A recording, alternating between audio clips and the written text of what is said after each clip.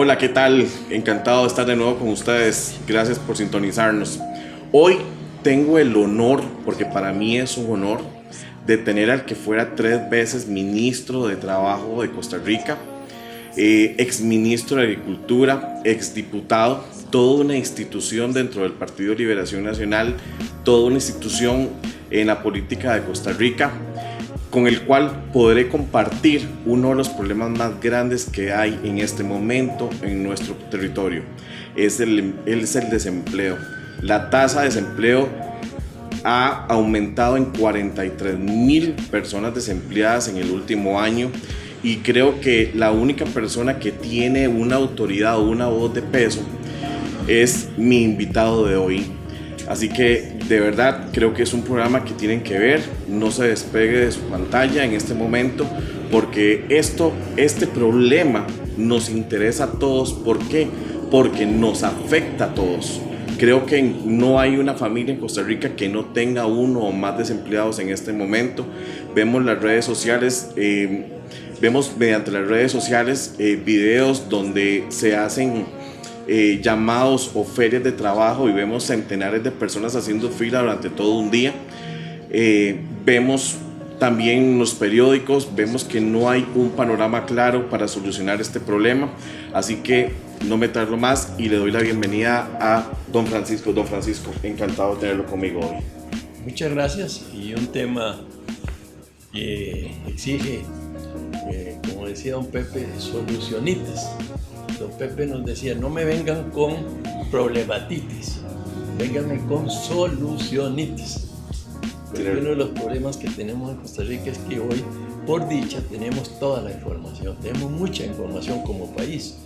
Diagnósticos, estudios, el Estado de la Nación, las universidades, el INEC, los organismos internacionales. Lo que nos está urgiendo son respuestas concretas al tema del desempleo.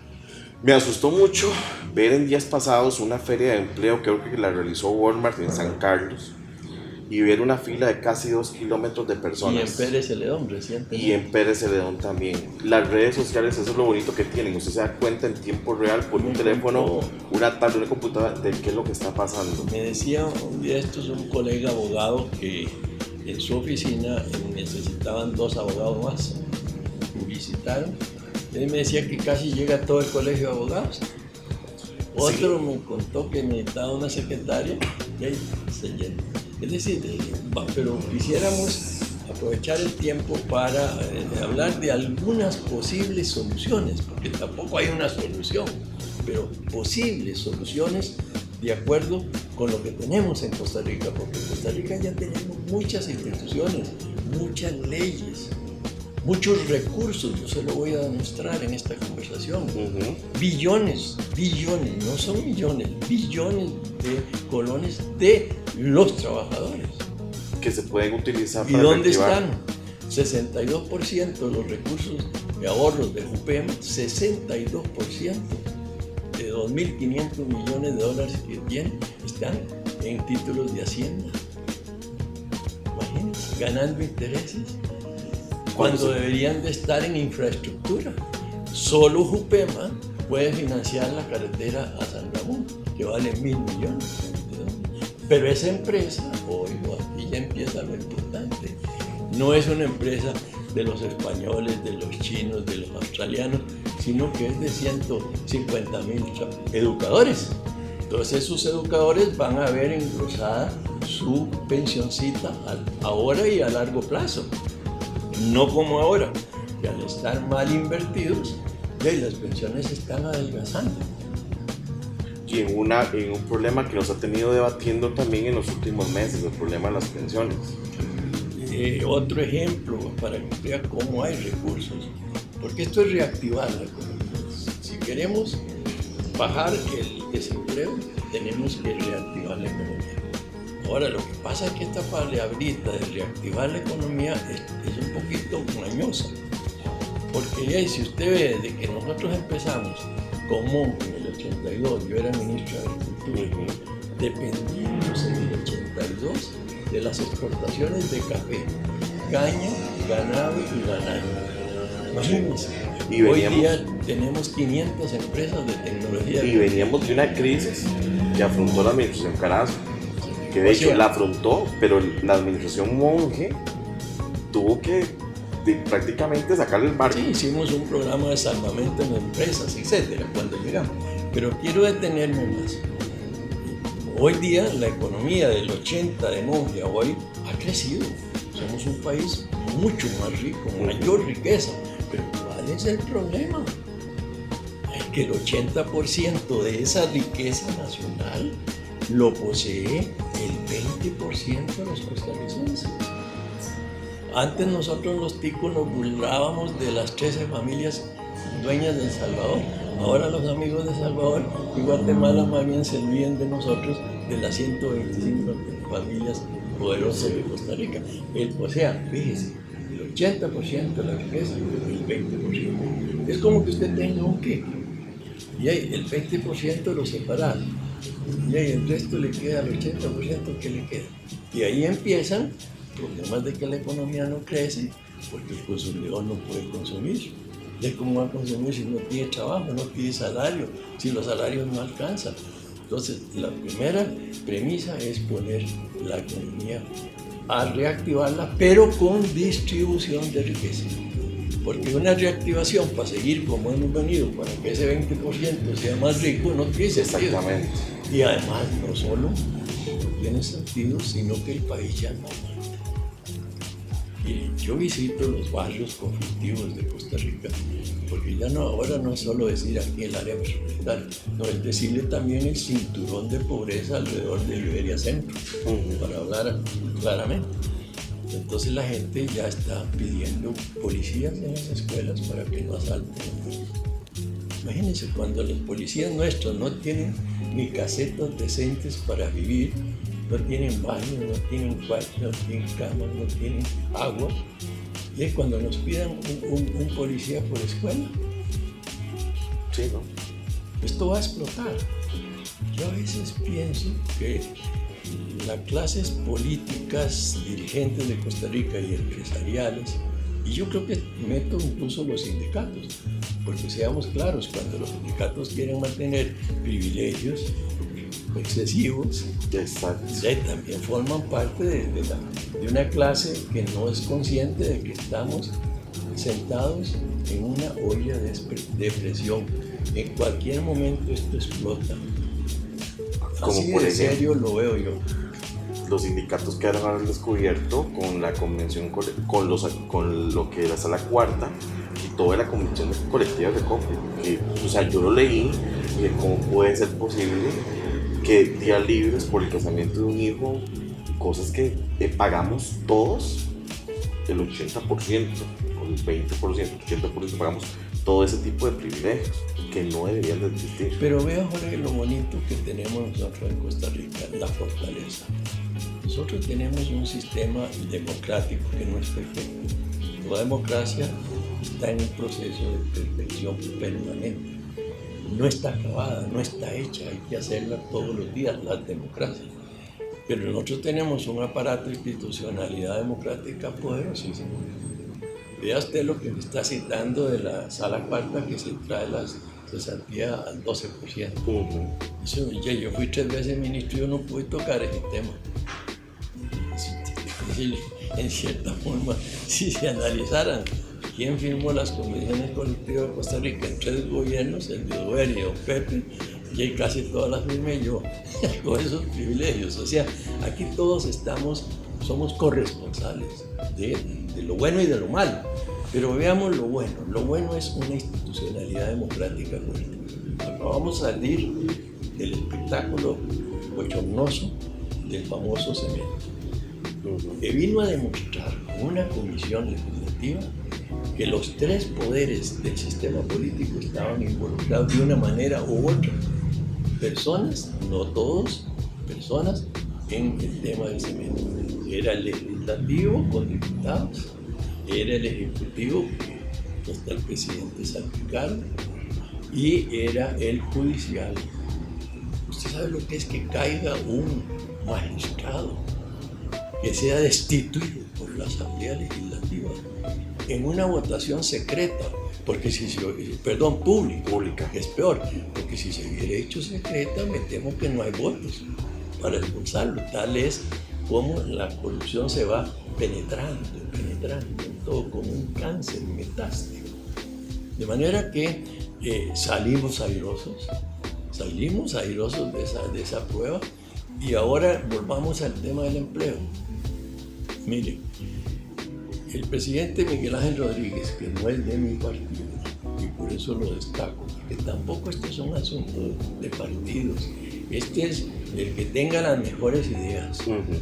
Cuando el doctor Rodríguez llegó de presidente, yo venía a una lucha por transformar la auxilio de cesantía del Código del Trabajo de Calderón Guardia, José Sanabria y Manuel Mora del 43, que establecía como un instituto de cesantía una expectativa de derecho.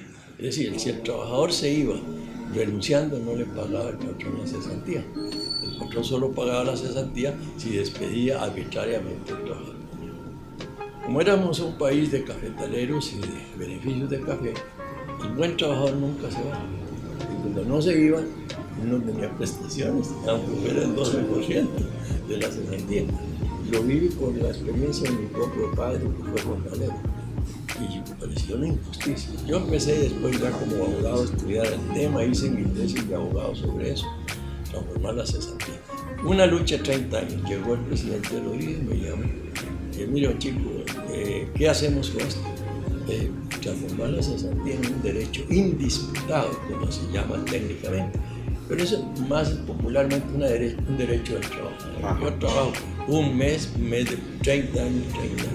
Era el 833, era lo que yo luchaba. Pero me dice el presidente Rodríguez Miguel Ángel, que es un hombre inteligente, preparado, estudioso, que estaba dispuesto a hacer esa transformación. Me dice, chico, el 833 es muy fuerte para los empresarios. Yo he estudiado esto y tengo otra fórmula para financiar. El 533 y el otro 3% yo lo consigo con Banco Popular y una y otra forma para suavizarle al empresariado el pago de la cesantía. Eso lo hizo Miguel Ángel Rodríguez. ¿Sabe cuánta plata tenemos las cuatro administradoras de fondos de cesantía? Porque cuando redactamos la ley de protección al trabajador, hicimos 4 administradoras de pensiones de fondos de cesantía. La Caja del Seguro, el Banco Popular, los educadores, Vida Plena, y el Infocop, que no la ha puesto a funcionar porque es muy complejo y difícil. Pero esas 3 ya nosotros tenemos, gracias al presidente Miguel Ángel, cerca de $20.000 millones de ahorros de los trabajadores. ¿Dónde está el porcentaje más grande invertido en bonos de Hacienda? ¿Qué quiere decir eso? Que se está dando la circunstancia, por culpa de los políticos, de que el Estado o los gobiernos le están jineteando esos ahorros de los trabajadores ganados con años de trabajo, sudor y lágrimas para financiar deuda pública del Estado. ¿Ve usted? Entonces, ¿qué estoy yo proponiendo? Que de esos 20.000 millones se tomen poco a poco, paulatinamente, cada gobierno, cada 2 años, cada año, prudentemente, 5.000 millones y se inviertan en infraestructura. Por ejemplo, con $20.000 millones nosotros podemos comprar Global Vía, que es una empresa que está produciendo riqueza, millones todos los días, con la ventaja de que esa empresa sería vamos a ver, hasta 1 millón de trabajadores. Exacto. La Caja de Ande es la empresa con la propiedad más democratizada en Costa Rica. Es propiedad, la Caja de Ande, de 115.000 educadores. Ellos mismos se llaman orgullosamente accionistas. Qué bonito. Cuando yo ejercí de abogado en algún momento, venía una persona, un educador, corriendo del Banco Popular, porque el Banco Popular le cobraba la hipoteca al 28%, precios de mercado, intereses de mercado, y en la Caja de Ande al 10% fijo, a 15 años plazo. Entonces, ¿qué significa? Mientras tanto, vea usted, el Banco Popular, que ha sido una gran conquista de la diputada Cecilia González de Perro, el Banco Popular, que es donde tengo yo mi cuentita ahora, es una institución que yo defiendo. Sin embargo, 55 años después ya es hora, ya es tiempo que revisemos con prudencia el artículo 1 de la ley del Banco Popular, que establece el principio de la copropiedad. Y dice la ley, el artículo 1, el Banco Popular es un banco de los trabajadores. Pero hablemos claramente, hoy, 52 años después, ¿el Banco Popular es de los trabajadores? No, es de los gobiernos o de los sindicatos o lo que usted quiera, pero no de los trabajadores. Demos ese paso y estamos convirtiendo el banco en propiedad de 2 millones de trabajadores. Como usted ve, en las ideas mías no se quedan ya en discurso. Yo puedo estar equivocado, pero por lo menos es una propuesta. Que los que no están de acuerdo hagan propuestas mejores o mejoren mi propuesta. Esto lo presentó la diputada Marta Arauz en la legislatura pasada. Marta Arauz es una diputada de Nicoya, Guanacaste, y presentó el proyecto. Ahí está, lleva 4 años. Empantanado. Y uno pregunta, bueno, ¿y dónde están los políticos? ¿Y dónde están los diputados? ¿Y dónde están los partidos? Y también te voy a decir, ¿dónde están los sindicatos? Porque si yo fuera sindicalista, yo estaría apoyando estas ideas. ¿Cómo es posible que tengamos dinero de los trabajadores financiando deuda pública del Estado? Acabamos de pasar un periodo crítico, que fue el fin de año pasado, entre si se aprobaba o no el bendito plan fiscal.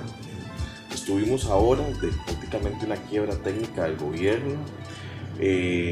La sala cuarta en un tiempo récord resuelve si era constitucional o no el plan fiscal, le da un sí. Y después de eso, el gobierno llega y dice, debemos de llevar una agenda paralela para reactivar la economía. Pero solamente lo dijo, tenemos plan fiscal, pero nunca hubo un plan de reactivación de la economía. Sí, de hecho, eso es la queja hoy día. La ministra encargada, que ya va de salida, lo dijo muchas veces, pero ella solamente lo mencionó. Tenemos un pequeño gran problema. Es que no hay reactivación económica si los sectores productivos no empiezan a contratar gente y esa gente empieza a generarle al Estado. El 1 de julio nos convertimos de un país ya que era caro, porque estamos entre los 4 países más caros de América Latina, a un país recaro, ya con la entrada del IVA. Seguimos teniendo 1 millón de trabajadores informales. Cada día va creciendo esos trabajadores informales. Las personas ya, sumados los trabajadores informales más los desempleados, la cobertura llega a un 46% de gente que no está cubierta por la Caja del Seguro Social en este momento.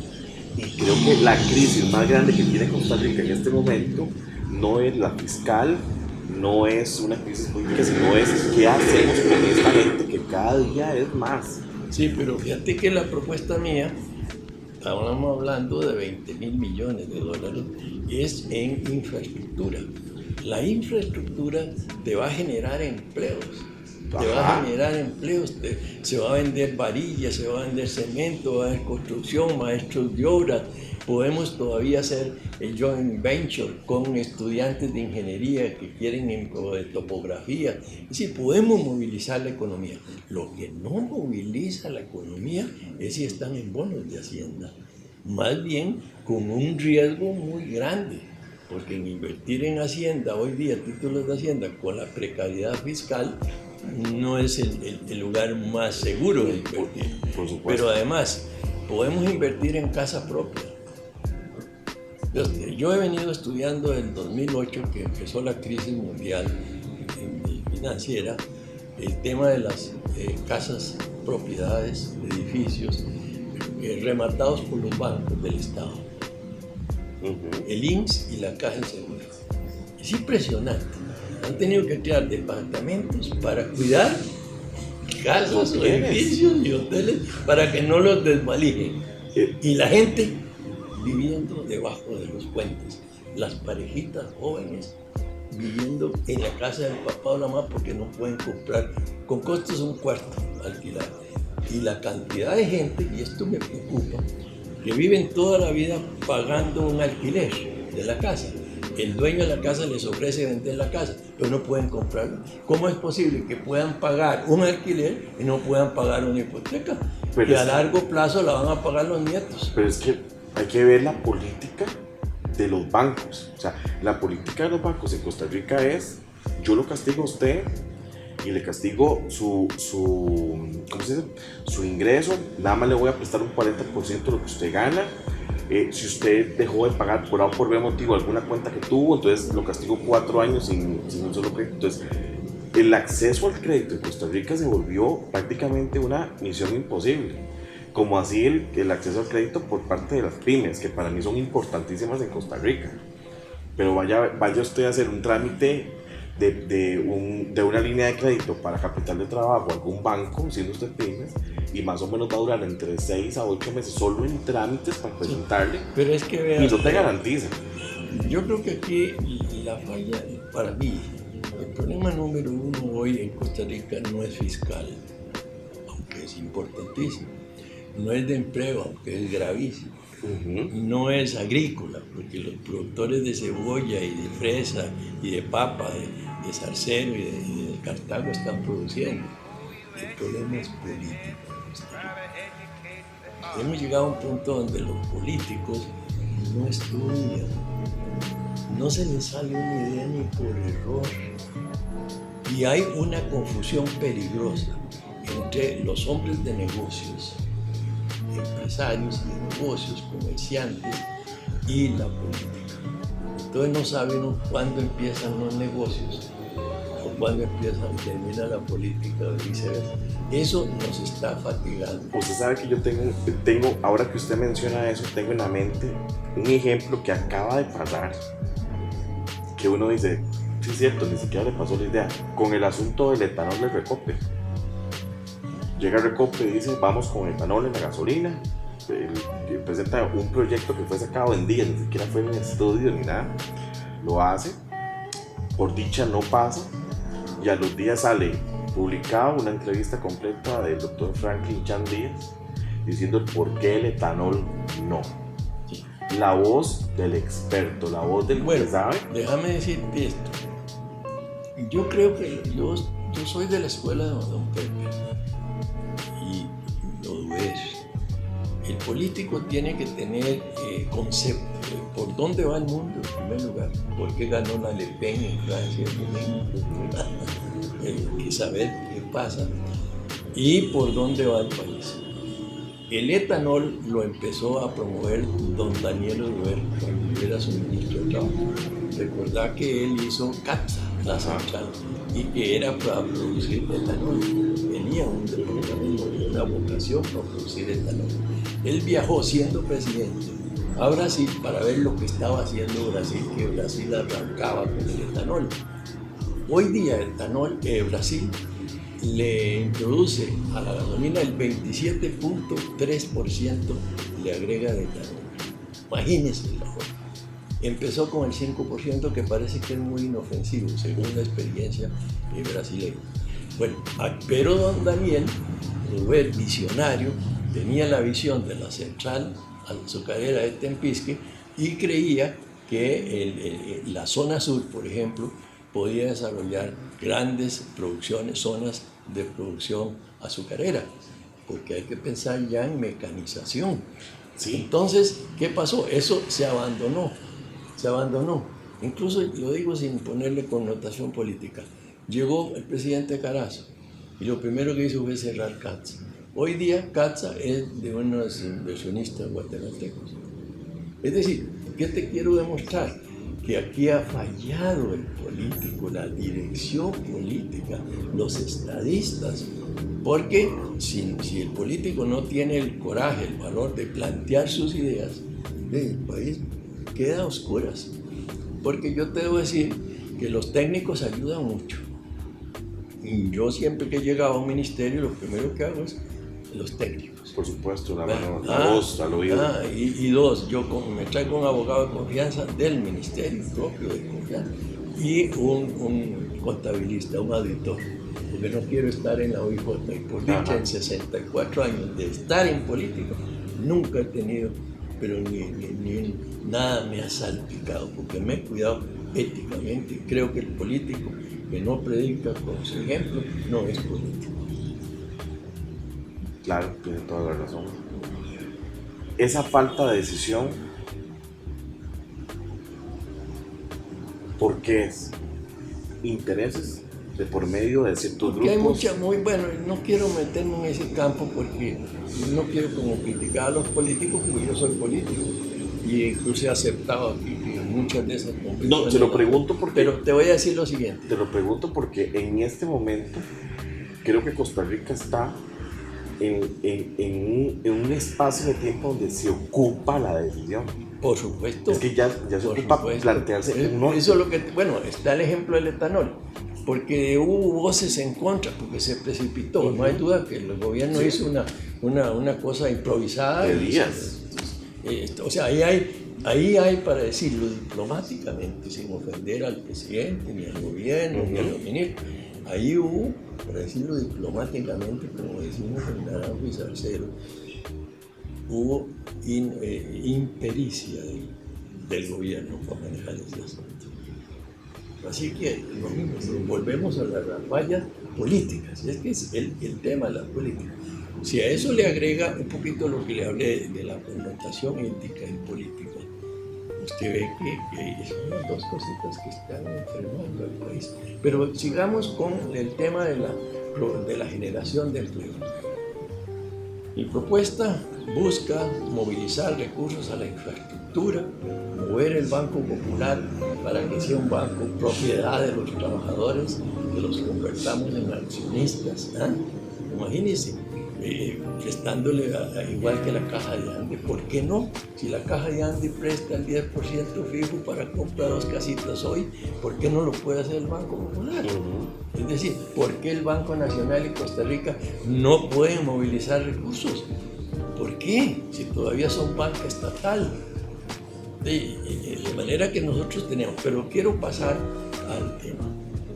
Vea usted, yo presenté con la diputada Marta Arauz en la legislatura del presidente Solís el proyecto de ley que se llama Ley Marco de Economía Laboral y Social, que está ahí. Ya llevamos un año, ahí está dormido. No hay un diputado ni de mi partido, Liberación Nacional, que se interese para ponerlo de nuevo a la corriente legislativa. Y voy con otro tema, las asociaciones de desarrollo comunal. Yo creo mucho en el potencial de los pueblos. Yo creo mucho en el potencial de los pueblos. Hoy hay 500 asociaciones de desarrollo comunal en todo el país, de una ley que creó Armando Arauz, diputado de Liberación, en la época de don José Joaquín Trejos, que don José Joaquín Trejos, pero un hombre muy honorable, muy patriota, los apoyó. Y tenemos hoy día a Dinadeco, que ha sido una obra estupenda. Usted visita las zonas rurales y ve que el alcalde inteligente que se coordina con Dinadeco levanta puentes, asfalta caminos, hace obras. De manera que en el movimiento comunal nosotros tenemos una fuerza en todo el país. Una asociación de desarrollo comunal es un gobernito local. Hacen cañerías, hasta plazas de toros hacen en Guanacaste. Pero, ¿qué pasa? Dinadeco, pese a su gran labor, hoy día no tiene ni personería jurídica instrumental. ¿Qué quiere decir eso? Que te nombramos director de Dinadeco y vos no puedes firmar un cheque. Ve qué vergüenza, 53 años después. Y además a vos te nombró Zapote te nombró un político, te nombró la presidencia, no te nombró el movimiento comunal, como lo hicimos en el 71 con don Pepe Duber, con el Infocop. Que el Infocop, el director ejecutivo, el gerente, lo nombra el movimiento comunal. Y 4 votos. El gobierno apenas le había puesto yo 3 votos. De manera que las asociaciones de desarrollo comunal tienen un potencial para construir, para montar empresitas locales, rurales, a generar empleo. Más allá del saloncito comunal, que ha cumplido una gran labor y cumple.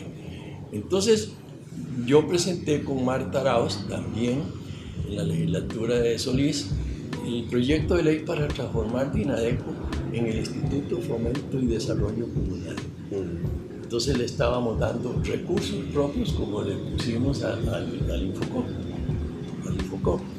Le estábamos dando mayores grados de autonomía para que el director o gerente del Infodeco, del Instituto de Fomento, lo nombre el movimiento comunal, y le estábamos dando recursos fijos y autonomía política. No estar en Zapote, porque ese es otro tema. Los políticos, y yo soy político, 64 años de mi vida lo he dedicado a la política, de 80 que estoy cumpliendo. Entonces, ¿qué significa? Los políticos manipulan a los movimientos. Por eso a mí no me gustan los movimientos manipulados por los políticos.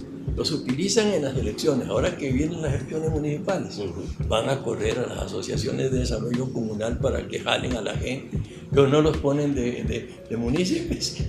Al final se los bailan. Lo que necesitaron eran los votos. A mí me da risa porque cuando viene un gobierno o en campañas, ya empieza algún politiquillo a decir, ese va a ser el director de Dinadeco. Y tal vez es un politiquillo que ha andado toda su vida montado en esas estructuras, pero que no ha sido capaz de darle personería jurídica, instrumental a Dinadeco. Dar el poder que se necesita para ejecutar. Y las asociaciones de desarrollo comunal tienen otra ventaja. Están en los barrios, son las familias, son los caseríos, no tienen dietas, ahí es puro espíritu de sacrificio, de progreso de los pueblos. Usted ve los educadores tan denostados. Yo soy un gran defensor de los educadores. Cuando yo visito barrios aquí conflictivos y veo al maestro encerrado entre rejas para que no lo garroten, a veces hasta los propios padres de familia, yo digo, hay que ser un héroe para ser educador, en una escuela marginal, un barrio marginal. O cuando yo veo un maestro en zonas rurales haciendo turnos para arreglar la escuelita, esos son héroes. Yo soy un defensor de los educadores, pero ahí usted tiene en los educadores otro potencial extraordinario. Lo que pasa es que usted no puede gobernar contra los educadores, es decir, enfrentando a los educadores.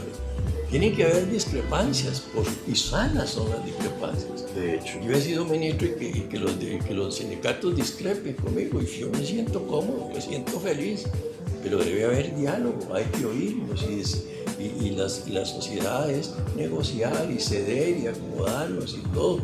Política es integrar, es sumar, no es confrontar. Pero lo más fácil es confrontar, y la guerra. ¿Y qué gana el país con una confrontación y fragmentación de sectores? De manera que le estoy queriendo decir esto, que en los educadores hay una fuerza extraordinaria. Y además los gremios de Costa Rica, educadores, tienen instituciones muy poderosas financieras. Le señalé la Caja de le señalé Jupema, le señalo la Sociedad de Seguros del Magisterio Nacional. Que es inmensa.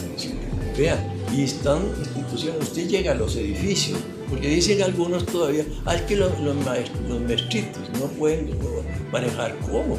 Vaya usted, visite los 3 edificios de esos. Los han construido las mejores empresas constructoras de Costa Rica en licitaciones transparentes. Nunca se ha perdido un cheque. En cambio, si meten los políticos, se roban hasta el escritorio. Entonces, usted ve el potencial del educador como seres humanos, como ejército de seres humanos, primero. Y segundo, el poderío financiero institucional que ya tienen.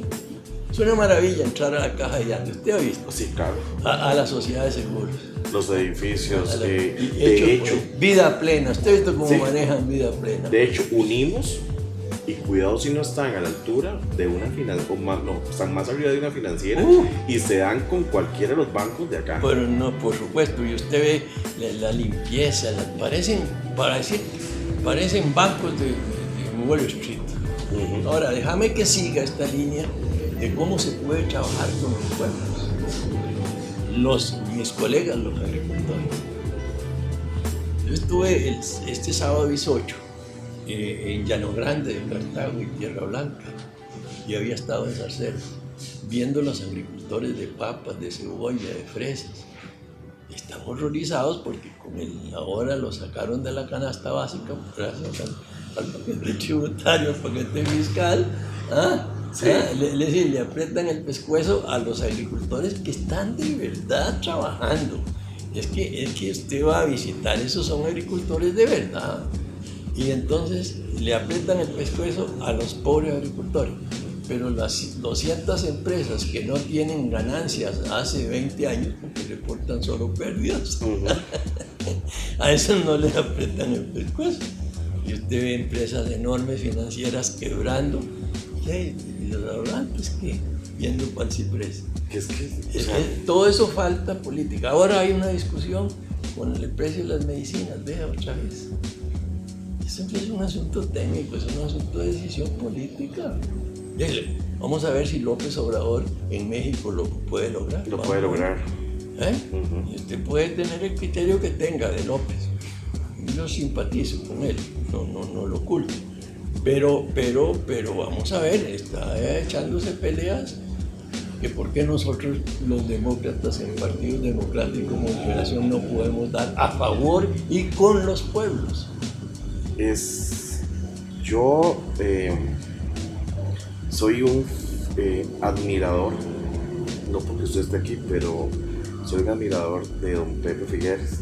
De hecho, como hablábamos ahora extra micrófonos, que trabajé para una persona muy allegada a don Pepe en su momento. Y yo decía, si don Pepe estuviera vivo, ese plan fiscal sencillamente lo hace que no pase. Yo le voy a decir lo siguiente, yo no me opuse, y no me opuse porque con mi experiencia de político sabía que, como lo dijiste vos hace unos minutos, la situación del país era realmente catastrófica, peligrosa, pero no apoyar ese proyecto, no apoyar, poner el impuesto a las medicinas, jamás, a la canasta básica, a los agricultores de cebolla y fresa, y a la educación, y a la educación y a la salud. Eso no es liberación, ni es don Pepe ni es don Lalo Gámez, para decirlo así de sencillo. Pero déjame que vuelva a otro tema para oírle a la política, porque a mí me da pereza para oírle a la política. En el tema del desempleo y el empleo hay un tema que hay que estudiar, que es la formación profesional, la capacitación. Hoy día el país más rico no es el que tenga petróleo, sino el que tenga una clase trabajadora o una masa trabajadora capacitada, calificada, con destrezas, con habilidades, con conocimiento, con manejo de idiomas, con manejo de estas redes. Mire lo que está haciendo usted en Facebook y en YouTube. Este es el mundo, por aquí va el siglo XXI. Ya no es posible ir a manejar mamotretos de periódicos, que las planillas son altísimas. Eso ya es del siglo XIX. Este es el camino el que usted tiene. Yo soy un apasionado de las redes. Tiene riesgos, como todo. Todo tiene riesgos. ¿Todo? ¿Cuál es el primer riesgo? Vivir es un riesgo. Estar vivo es un riesgo. Usted quiere no tener inseguridad ni riesgo y tener una certeza plácida y muérase que lo entierren tranquilito. Pero volviendo al tema, mire, aquí me meto en el tema de la educación. Fui profesor un cuarto tiempo en la Universidad Nacional, 38 años. Un cuarto de tiempo. Aquí voy a entrar en un tema que es el de la educación, la formación profesional luego. Fíjese usted que nosotros hemos tenido una educación de una E para ser empleados. Usted estudiaba agronomía no para ir a montar una empresa como el Pelón de la Bajura de don Carlos Manuel González Alvarado. ¿no? Sino para emplearse en el INE, digo, en el MAC, en el IDA, en el INDER. Era una mentalidad de ser empleado. Usted va a Estados Unidos, va a Alemania, y la mentalidad es de ser empresarios. No hay que tenerle miedo al empresario. En un sistema de economía mixta, pública y privada, como tenemos nosotros, todos capitalizan. El Estado, ¿cuánto vale el ICE hoy? El ICE que creó Don Pedro. ¿Cuánto vale el Banco Nacional? Todos capitalizan. El que tiene empresa privada, hoy compra esta empresa, mañana un lote, una finca, una industria, capitaliza. Todos capitalizan, pero no capitaliza el que vive de un salario. El salario no alcanza, para no hablar de los 300.000 desocupados que ni siquiera tienen salario o tienen trabajo, o el millón en la economía informal. Pero vea usted, el salario no capitaliza, no alcanza para... Entonces, por eso yo le insisto mucho, déjame terminar esta idea, en el acceso a la propiedad, a los activos, como te he demostrado, convertir el Banco Popular en un banco propiedad de 2 millones de trabajadores, o la carretera a San Ramón, propiedad de Jupema, 130.000 educadores. O sea, que todos tengamos propiedad, activos. Ese es para decírtelo así. Eso viene el concepto de un país de propietarios de la encíclica Rerum Novarum, del famoso Papa León XIII, del final del siglo XIX. Y en Costa Rica lo introdujo en el discurso ideológico Monseñor Sanabria y el padre Benjamín Núñez, cuando en 1943, desde la Basílica de Los Ángeles, el 2 de agosto, el padre Benjamín Núñez anuncia al país con la complacencia y la sonrisa complacida de Monseñor Sanabria la creación de la central sindical Rerum Novarum. Entonces, como el comunismo planteaba un país de propietarios, ¿recuerdas que aquella frase? Un fantasma recorre Europa, el proletariado era una sociedad de proletarios como salida, donde no había explotadores y era como salida de los evangelios. Bueno, ellos plantean frente a la tesis de una sociedad de proletarios, plantean la tesis contraria de una sociedad de propietarios. Bueno, en esa lucha estoy yo todavía. Hay un dato, ahora que usted lo toca, que de verdad, ayer que repasaba las notas para estar con usted hoy, un dato que me llamó mucho la atención, un 4.6 según el INEC del total de la población, en este momento ya tiene 2 trabajos. Ya la vida, ya mi trabajo no dio para vivir. Ya ahora sí tuve que salir a buscar un empleo adicional o una actividad adicional. ¿Por qué? Porque vemos, no usted como ministro lo sabe, lo sabe perfectamente.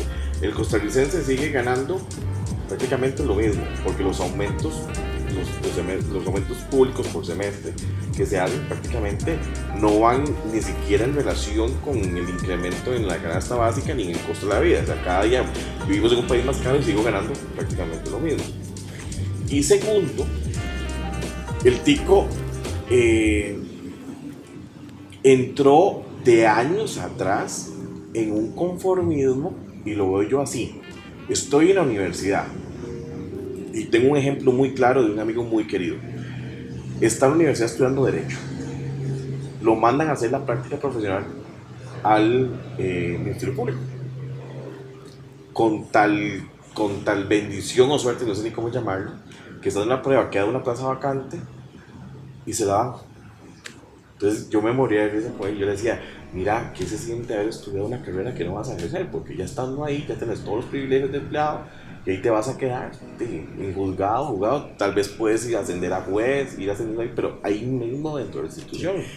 Yeah. Y se quedó ahí. Y es cierto lo que usted dice. El tico ya por estar ubicado en una institución pública, ya el chip es, ya estoy aquí, ahora cuido mi puesto y listo. Esa es la educación de una para ser empleados. Yo he venido hablando y he planteado la educación de las 12. Ajá. La segunda, mantener la primera de ser empleados porque se necesita. Por supuesto. Bien, pero agregar una segunda ser empresarios. Para mí, ser empresario es más que ser emprendedor.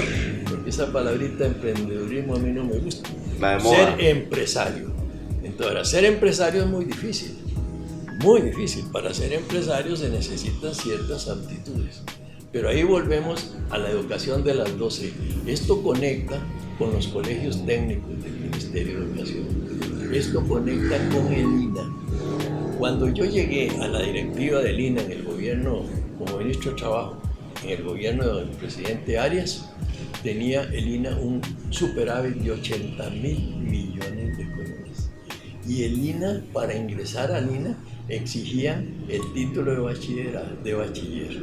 Entonces, en el INA, en Naranjo, en el pueblo, la muchachita que vive al frente no podía entrar al INA cruzando la calle porque llevaba 3 años y no había podido aprobar matemáticas, dicen mate, dicen muchachillos.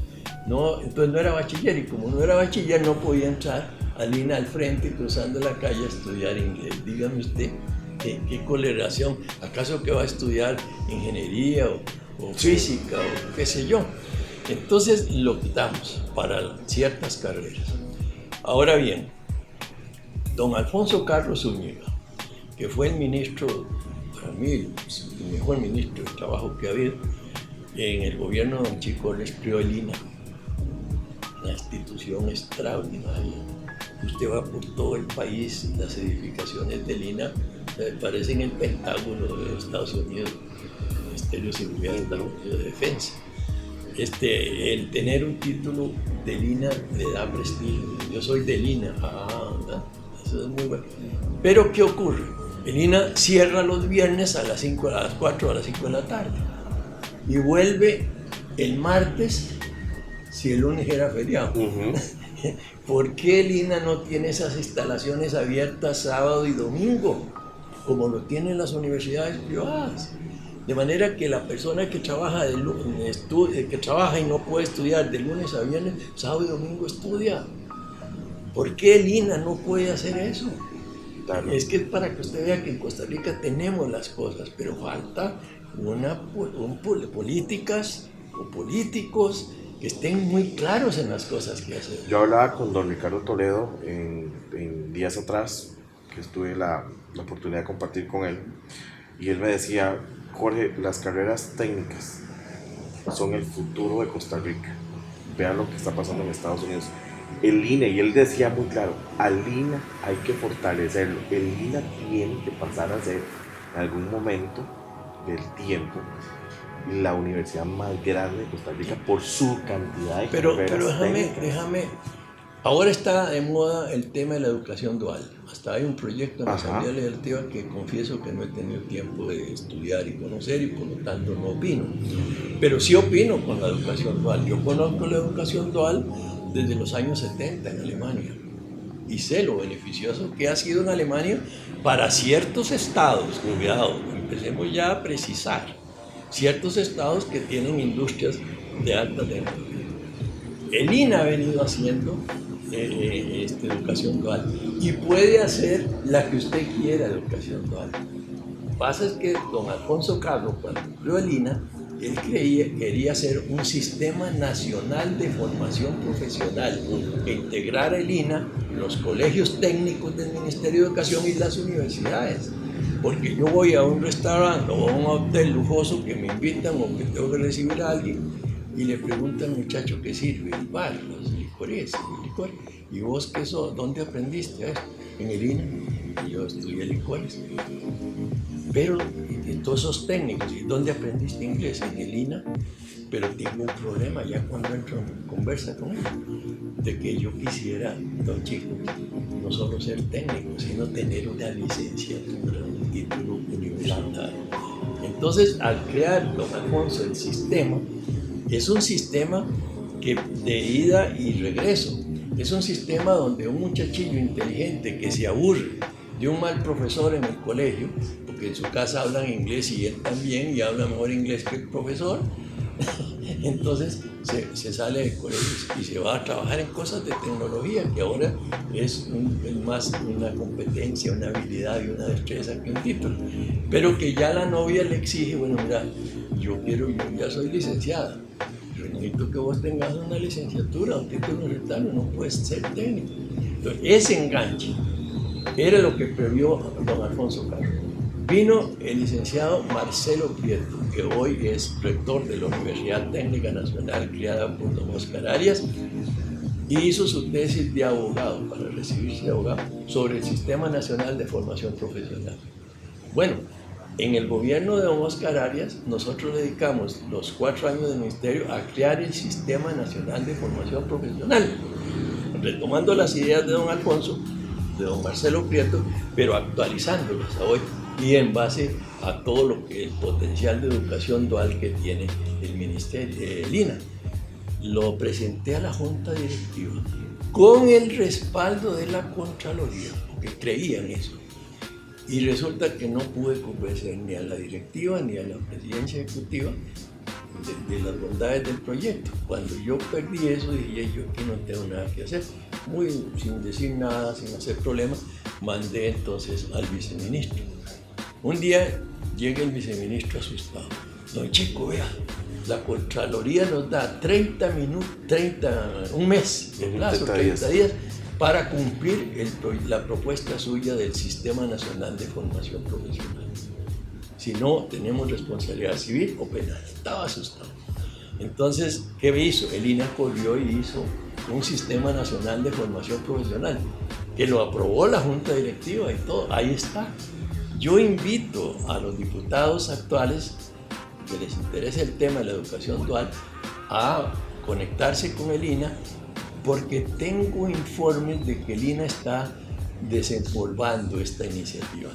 Entonces, que sería muy importante. Pero además de esto, en el camino entre Cañas yendo a Tilarán está la Universidad Invenio. Es una universidad privada.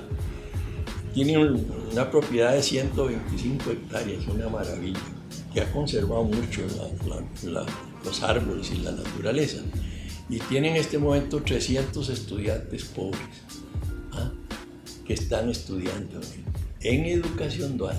El domingo me tropecé con un empresario que me dice, hablándole yo del Invenio, me dice, yo mandé a un estudiante de mi empresa al Invenio. Él trabaja con una empresa transnacional y nos lo prepararon maravillosamente. El estudiante va 6 meses a la universidad Invenio y 6 meses a trabajar con una empresa de él que tiene sede en Costa Rica y en Boston. Dice que yo estoy trabajando con ellos de una vez. Eso se llama educación dual, es aprender practicando. Es un poco la filosofía que tuvo este famosísimo colegio agropecuario de Honduras, el Zamorano, que era aprender trabajando. Entonces, eso es la famosa educación dual. Pero hay que tener cuidado con las ideas, porque las ideas hay que aclimatarlas. Agarrar una idea porque es buena en Alemania, repito, en ciertos estados. Alemania no, si es tan buena, ¿por qué no la generalizamos? No, en ciertos estados, traerla a Costa Rica y aclimatizarla. Yo creo que la propuesta mía del Sistema Nacional de Formación Profesional, que tiene el INA ya incluso aprobado por una junta directiva reciente, bueno, que tuvo que cumplirle la Contraloría en la época de Oscar Arias, por ejemplo, todavía, es una idea aclimatizada.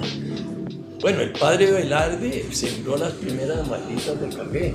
El café viene de Arabia, es africano. De África pasó a Europa a Cuba, de Cuba a Costa Rica. Bueno, pero ya se fue aclimatando, ya hoy día tenemos variedades de café aclimatados. De manera que yo creo que las ideas hay que estudiarlas cuando se dan en el mundo y verlas, pero aclimatizadas,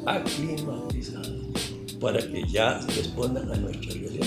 Y yo estoy totalmente convencido de que el proyecto nuestro del Sistema Nacional de Formación Profesional, que integra, bajo la rectoría del INA, integra colegios técnicos, el colegio de ILINA y las universidades, ese es el sistema adecuado para Costa Rica, porque es el sistema de las 12, que es la educación para ser empleado y la educación para ser empresario.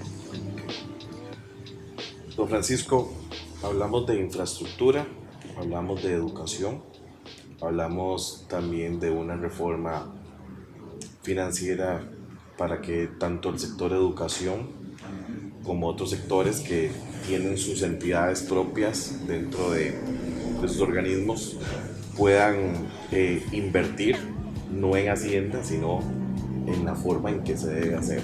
En inversiones más rentables, más seguras, que generen empleo. Exacto. En términos generales y como resumen, ya que el tiempo se nos fue volando y ha sido un tema muy rico de tocar con usted. 5 pasos que debamos dar ya hacia una reforma para que esta gente, para que Costa Rica empiece a absorber todos esos desempleados y ponerlos activos. 5 pasos, bueno, ese es otro tema. La ley mía de economía laboral que está en la Asamblea no pasa en 4 años. Ojalá pasara en estos 3 que faltan. Pero bueno, si pasara en 3 años, son 3 años. Y la cosa está que urge. Claro. Entonces se necesitan ideas concretas ya. De las ideas concretas ya, debo decir que lo que voy a decir no se interprete como política, ni como un comercial político, ni nada de ese estilo, pero las ideas más prácticas que he oído y masivas ya para empezar a generar empleo es la de don José María Figueres. Que establezcamos un sistema de visas con China para que vengan a Costa Rica parte de los casi 200 millones de chinos pudientes, ricos, la nueva clase rica, pudiente, millonaria, multimillonaria de China, que ya está saliendo al país, como salieron los americanos o los japoneses, o los coreanos, que vengan a Costa Rica. Ese es un turismo, esos son chinos con capacidad de gastar en el país y vendría a darle materia prima a la capacidad instalada de nuestros hoteles. Yo no conozco este tema, lo hablo de lejitos, pero me imagino que mucha de la capacidad instalada en nuestros hoteles está sin utilizar. Entonces ahí usted tiene ya, si se hiciera el sistema que propone don José María, de visas con chinos ricos que vengan al turismo, pero no solo también el turismo de los grandes hoteles, porque eso volvemos al esquema de enriquecer a los ricos, o extranjeros, sino al ecoturismo, al turismo rural, a transformar las casitas campesinas a que vengan esos chinos a comer tortilla con queso en Salcero o en Turrialba, o a ver el río, o a ver el volcán, pero el pequeño persona que tiene capacidad para el turismo ecológico, el turismo rural, el turismo de naturaleza. Porque los millonarios también están cansados de andar en hoteles de primera que todos son iguales en el mundo. En cambio, el hotelito de la familia campesina, que cocina casi en fogón y que hace la tortillita con queso, y natilla y la vaquita afuera, eso es lo que les gusta. La naturaleza, contemplar, que es la belleza que tenemos en Costa Rica. Eso es algo maravilloso. Claro. Bueno, eso es un activo.